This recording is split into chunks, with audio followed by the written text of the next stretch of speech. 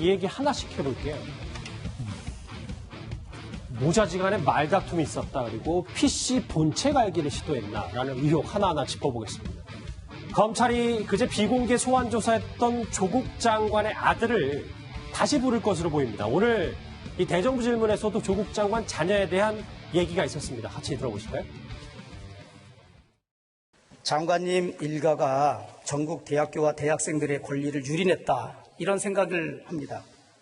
고려대학교, 서울대학교, 연세대학교, 이화여자대학교, 아주대와 충북대 로스쿨, 그다음에 공주대, 동양대학교, 부산의학전문대학교, 단국대 의대. 여기 저희 아이들이 없는 활동을 하고 없는 서류를 제출한 것이 아니란 것입니다. 참, 저 지도를 보니까 연관이 되어 있는 학교가 꽤 많더군요. 근데 김태현 변호사님, 네. 아들 추가 소환을 검찰이 한다는데 이게 지금 보니까 공무집행 방해 및 업무방해 혐의.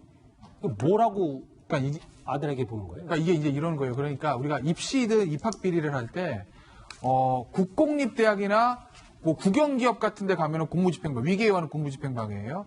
사기업이나 사립대 같은 경우에는 그냥 단순한 업무방해예요. 그러니까 지금 이 아들이 곳곳에 이제 지금 뭐 입학 서류를 집어넣은 그런 부분들에 대해서 아마 공무집행방해하고 업무방해 혐의를 지금 보고 있는 것 같습니다. 그러니까 왜냐하면 결국은 본인이 이제 그 집어넣고 본인의 이름으로 문서화랑 서류가 들어가는 것이기 때문에 형식적으로 보면 아들이 피의자가 맞죠. 같은 논리대로 하면 부산대 의전원이라든지 예를 들면 고려대면 공소시효 문제가 있으니까요. 뭐 부산대 의전원이라든지 이런 부분에 대해서도 조국 장관의 딸이 형식상 법리상으로는 피의자가 되는 것은 맞습니다. 근데 다만 이제 검찰의 고민은 내 가족을 다 기소할 것이냐 이 이제 고민을 할 거예요.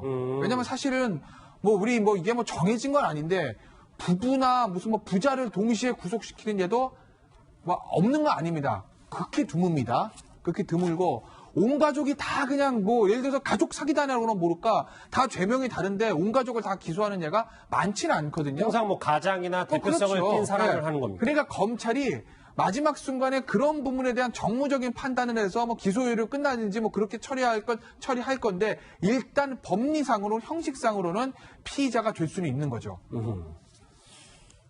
아들도 추가 소환을 할 것이다. 이 조국 장관 자택의 하드디스크 교체 건은 여러분도 잘 아실 텐데 그런데 이 하드를 교체하는 과정에서 조국 장관의 아들과 어머니 정경심 교수의 큰 말다툼이 있었다는 증언이 나왔습니다. 여기서 검찰이 주목하는 건 조국 장관이 그거를 듣지 못했을까, 들었을까 하는 부분일 텐데 장혜찬 변호사님. 모자지간이 왜 말다툼을 한 거예요? 지금 언론 보도 나온 내용을 간단히 정리해드리면 예. 이 김 씨가 서재에서 정경심 교수 PC 하드디스크 교체하고 있었습니다. 그런데 아들에게 이 김 씨에게 샌드위치 좀 갖다 주라는 심부름을 한 모양이에요. 샌드위치를 갖다 주러 들어간 아들이 하드디스크가 교체되어 있는 걸 보고요. 본인의 노트북 하드디스크도 성능이 좋은 걸로 바꿔달라는 요청을 정경심 교수 어머니에게 한 것 같습니다. 정경심 교수 입장에서는 이 김 씨 시켜서 하드디스크 교체하는 게 컴퓨터 더 좋게 만들려고 하는 게 아니잖아요.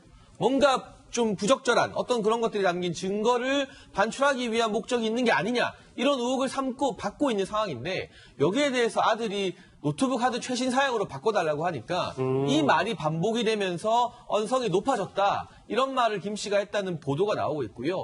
이 보도가 왜 중요하냐 단순히 모자의 다툼이었다 이런 차원이 아니라 이 집안에서 하드디스크 교체와 관련된 언쟁이 있었다면 당시 자택에 있었던 조국 장관이 과연 이러한 언쟁을 못 들었을까? 아하. 김 씨가 하드디스크 교체하는 것을 조국 장관이 인지하지 못했을까? 인지했다면 증거인멸에 대해서 좀 묵시적으로 인정을 한 걸 수도 있다. 됐어요. 이런 혐의를 받을 수 있기 때문에 검찰에서 주목을 하고 있는 겁니다. 지금 말씀하신 거는 다 자산관리인 김모 씨의 증언이잖아요. 그죠? 네. 조수인 부장. 그래서 그런지 모르겠는데 검찰이 지난 월요일에 자택 압수수색했을 때 이 자택 46평형 아파트 구조를 유심히 본 게 조국 장관이 그걸 들었을까 안 들었을까 이것 때문이었어요. 그렇습니다. 그러니까 검찰이 월요일 압수수색을 했을 때 집안의 구조에 대해서 굉장히 관심을 가졌다. 이런 이야기가 나왔는데요. 자, 우선 여기 그림이 잘 그려져 있습니다. 이 서재에서 PC 하드 교체 작업이 있었어요. 그런데 조국 장관은 바로 이 교체 작업을 하자마자 집에 들어와서 안방으로 들어갑니다. 그런데 이 안방과 서재의 거리가 2m 20cm, 성인 남성의 평균 보폭이 70cm 정도이기 때문에 3걸음 정도입니다.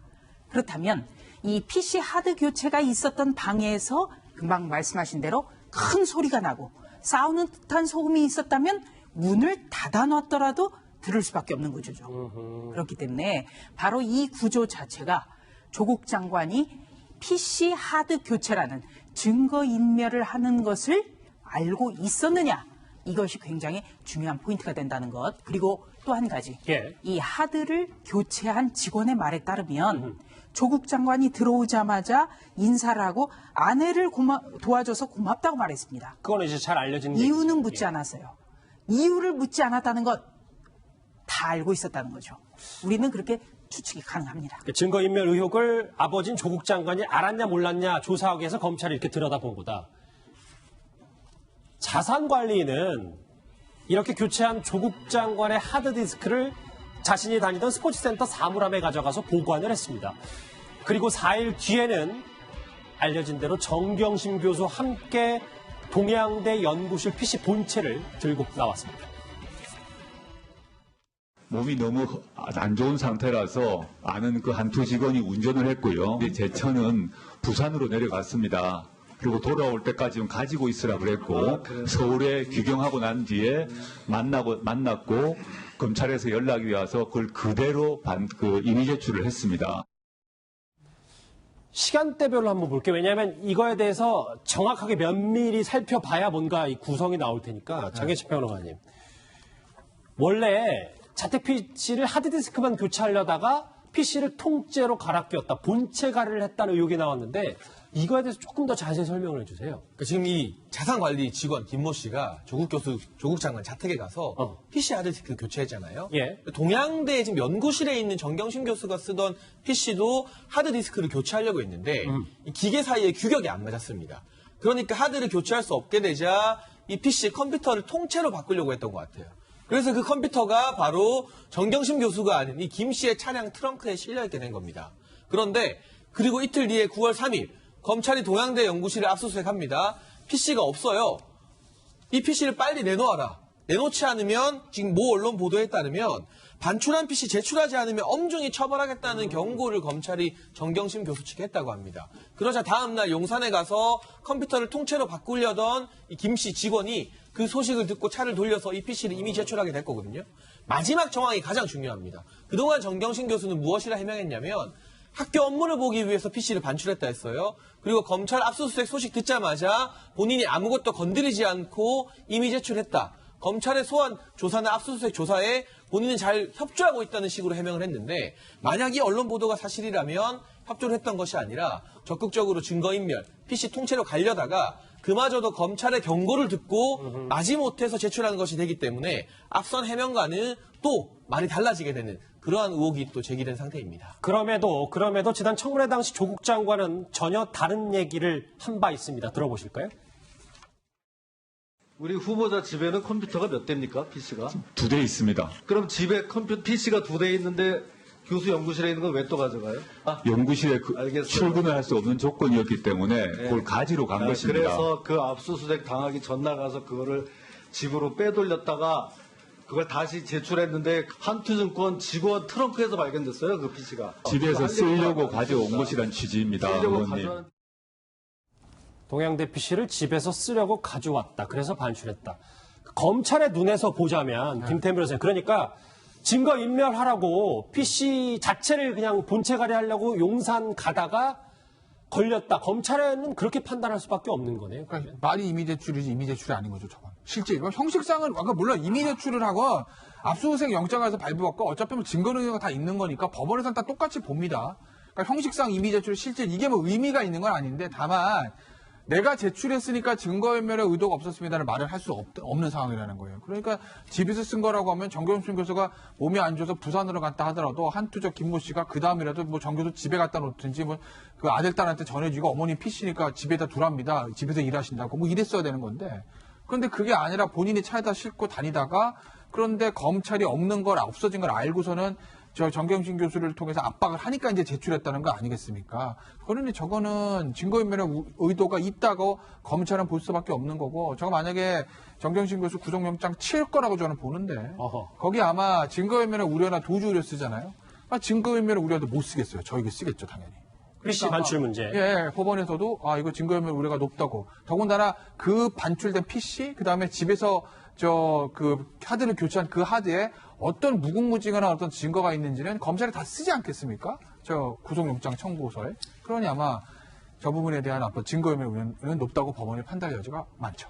저는 연구실 PC 집에서 쓰려고 하는데 통째로 본체를 가져오는 게 좀 이해가 안 되는데요. 저도 사무실 컴퓨터와 집 컴퓨터가 다르기 때문에 때때로 사무실에서 일하다가 집에서 일하거든요. 그럴 때 어떻게 하냐면 이 손가락보다 작은 USB에 파일 담겨서 가져가서 꼽으면 아니, 사실 그게 상식이잖아요. 그리고 자료가 굉장히 많다. 예. 요새 이 핸드폰만한 하드디스크에 컴퓨터 몇 대분의 데이터가 다 담깁니다. 그거 복사해서 집에서 연결해서 쓰는 게 자연스럽지 연구실에서 하던 작업하기 위해서 그 무거운 본체를 통째로 뜯어간다? 그 와중에 용산을 들리려다가 검찰의 전화를 받았다? 저도 컴퓨터 여러 대 쓰는 사람으로서 좀 납득이 안 되는 해명인 것 같습니다. 증거인멸 의혹을 조국 장관이 알았냐 몰랐냐 이것도 검찰이 들여다보고 있는 것 같습니다.